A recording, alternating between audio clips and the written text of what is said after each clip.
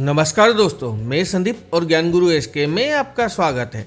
दोस्तों, वीडियो शुरू करने से पहले मैं बता देता हूं कि स्पेशल 25 में कंप्यूटर जीके का यह 21वां सेशन और ऑपरेटिंग सिस्टम से रिलेटेड टॉप 25 महत्वपूर्ण प्रश्नों का पहला भाग है। अगर आप किसी भी एग्जाम की तैयारी कर रहे हैं या ना भी कर रहे हैं, तब भी इस वीडियो में आपको कई इंपॉर्टेंट क्वेश्चन का आंसर मिलने वाला है, इसलिए वीडियो को एंड तक ध्यान से देखें। साथ ही अभी से ही चैनल को सब्सक्राइब कर लें। तो दोस्तों, आपका ज्यादा वक्त न लेते हुए आइए अब वीडियो शुरू करते हैं। पहला प्रश्न है, किसे मानव उपयोगकर्ता और कंप्यूटर हार्डवेयर के बीच एक इंटरफेस के रूप में जाना जाता है? तो साथियों, ऑपरेटिंग सिस्टम को मानव उपयोगकर्ता और कंप्यूटर हार्डवेयर के बीच एक इंटरफेस के रूप में जाना जाता है। तो इस प्रश्न का सही उत्तर हो जाएगा ऑप्शन बी, ऑपरेटिंग सिस्टम। दूसरा प्रश्न है, किसमें वे सभी प्रोग्राम और एप्लीकेशन होते हैं जो एक कंप्यूटर या अन्य डिवाइस को चलाने में सक्षम होते हैं? तो दोस्तों, एक ऑपरेटिंग सिस्टम में वे सभी प्रोग्राम और एप्लीकेशन होते हैं जो एक कंप्यूटर या अन्य डिवाइस को चलाने में सक्षम होते हैं। तो इस प्रश्न का सही उत्तर हो जाएगा ऑप्शन बी, ऑपरेटिंग सिस्टम।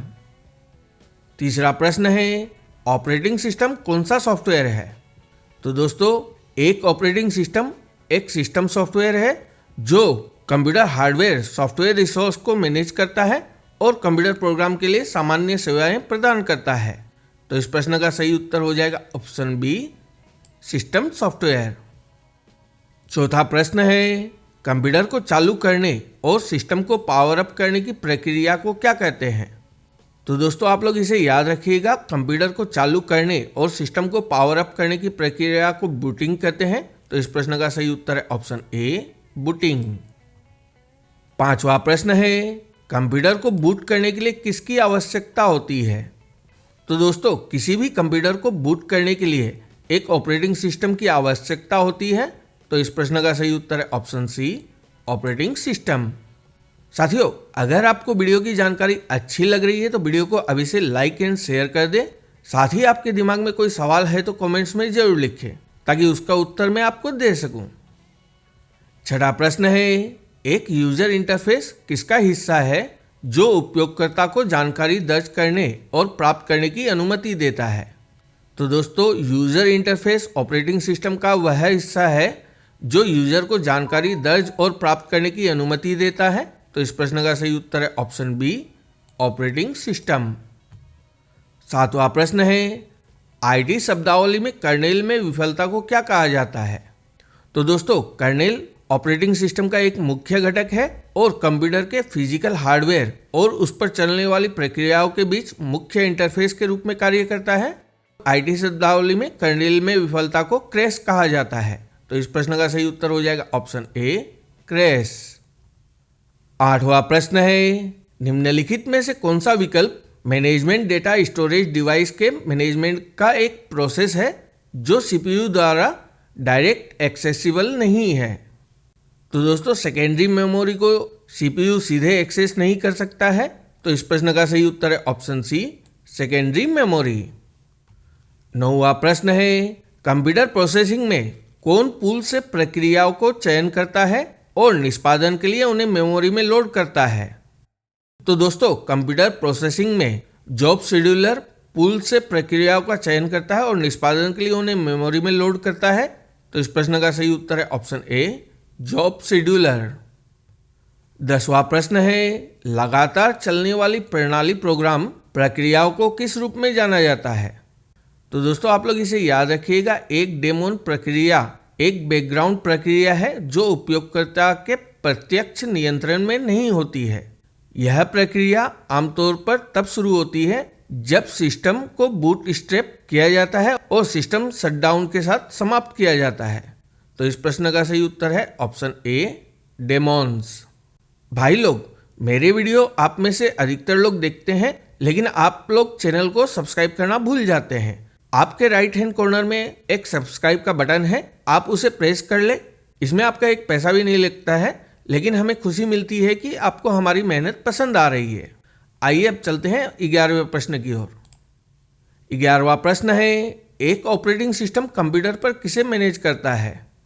तो दोस्तों, एक ऑपरेटिंग सिस्टम कंप्यूटर पर सभी सॉफ्टवेयर और हार्डवेयर को मैनेज करता है। तो इस प्रश्न का सही उत्तर है ऑप्शन सी सॉफ्टवेयर और हार्डवेयर। 12वां प्रश्न है, निम्नलिखित में से कौन सा तत्व एक छोटे से ब्लिंकिंग आइकॉन या एरो के रूप में डेस्कटॉप पर पाया जाता है? तो दोस्तों कर्सर एक छोटे से ब्लिंकिंग आइकॉन या एरो के रूप में डेस्कटॉप में पाया जाता है। तो इस प्रश्न का सही उत्तर हो जाएगा ऑप्शन बी, कर्सर। 13वां प्रश्न है, सीपीयू शेड्यूलर को और किस नाम से भी जाना जाता है? तो साथियों यह प्रश्न कई बार परीक्षाओं में पूछा जाता है। सीपीयू शेड्यूलर को शॉर्ट टर्म शेड्यूलर के नाम से भी जाना जाता है। तो इस प्रश्न का सही उत्तर है option C, short term scheduler. अगला प्रश्न है, निम्नलिखित में से कौन उपयोगिता की सूची प्रदर्शित करता है, कंप्यूटर सिस्टम को कॉन्फ़िगर करता है अथवा सॉफ्टवेयर और हार्डवेयर को स्थापित करता है? तो दोस्तों कंट्रोल पैनल माइक्रोसॉफ्ट विंडोज का एक घटक है जो सिस्टम सेटिंग्स को देखने और बदलने की क्षमता प्रदान करता है। साथ ही control panel Windows graphical user interface को संदर्भित करता है। तो इस प्रश्न का सही उत्तर है ऑप्शन ए, कंट्रोल पैनल। 15वां प्रश्न है, निम्नलिखित में से कौन सी ऑपरेटिंग सिस्टम की विशेषताएं नहीं है? तो साथियों प्रोसेस मैनेजमेंट ऑपरेटिंग सिस्टम की विशेषता है, फाइल मैनेजमेंट भी है, डिवाइस मैनेजमेंट भी है। तो दोस्तों वायरस प्रोटेक्शन ऑपरेटिंग सिस्टम की विशेषता नहीं है। वायरस प्रोटेक्शन का काम एंटीवायरस सॉफ्टवेयर के द्वारा किया जाता है। तो इस प्रश्न का सही उत्तर है ऑप्शन डी, वायरस प्रोटेक्शन। 16वां प्रश्न है, जब किसी प्रोग्राम या सिस्टम के स्वयं अनुत्तरदायी हो जाने और इनपुट नहीं लेने के कारण कंप्यूटर अनुत्तरदायी हो जाता है, इस इवेंट को क्या कहेंगे? तो साथियों इस इवेंट को हैंगिंग कहेंगे। तो इस प्रश्न का सही उत्तर है ऑप्शन बी, हैंगिंग। दोस्तों मैंने हमारे टेलीग्राम चैनल का लिंक डिस्क्रिप्शन में पिन कर दिया है। आप उस पर क्लिक करके हमारे computer GK, geography, static GK, mix GK, history, polity आदि के वीडियो की पीडीएफ फ्री में डाउनलोड कर सकते हैं।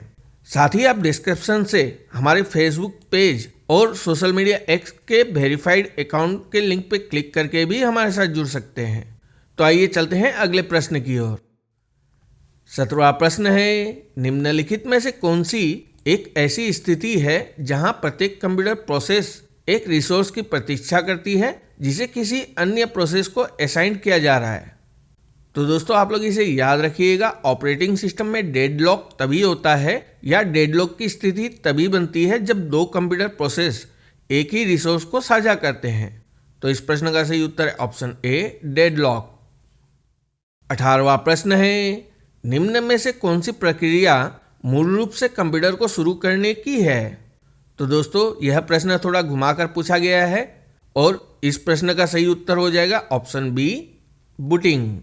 बूटिंग मूल रूप से कंप्यूटर को शुरू करने की प्रक्रिया है। 19वां प्रश्न है, निम्न में से किसका अर्थ है कि सिस्टम कीबोर्ड इनपुट के प्रति अनुत्तरदायी यानी कि अनरेस्पॉन्सिव है? तो साथियों 19वें प्रश्न का सही उत्तर है ऑप्शन ए, हैंग। 20वां प्रश्न है, निम्नलिखित में से कौन सा विकल्प एक कंप्यूटर ऑपरेटिंग सिस्टम का हिस्सा है जो एक इंसान द्वारा या किसी प्रोग्राम से अंत क्रियात्मक रूप से दर्ज किए गए कमांड को समझता है और निष्पादित करता है? तो मेरे प्यारे साथियों 20वें प्रश्न का सही उत्तर है ऑप्शन सी, कमांड इंटरप्रेटर। 21वां प्रश्न है, निम्न में से कौन सा विकल्प एक कंप्यूटर से जुड़ी डिवाइस या कंप्यूटर के भीतर एक प्रोग्राम से निकलने वाला सिग्नल है? तो साथियों 21वें प्रश्न का सही उत्तर है ऑप्शन डी, इंटरप्ट। 22वां प्रश्न है, निम्न में से किसी डिस्क को क्या करते हैं? तो डिस्क को डिस्क ड्राइव से फिजिकल रूप से हटा दिया जाता है और उसका आइकन डेस्कटॉप से लुप्त हो जाता है। तो दोस्तों डिस्क को इजेक्ट करने से उसका आइकन डेस्कटॉप से लुप्त हो जाता है। तो इस प्रश्न का सही उत्तर है ऑप्शन सी, इजेक्ट।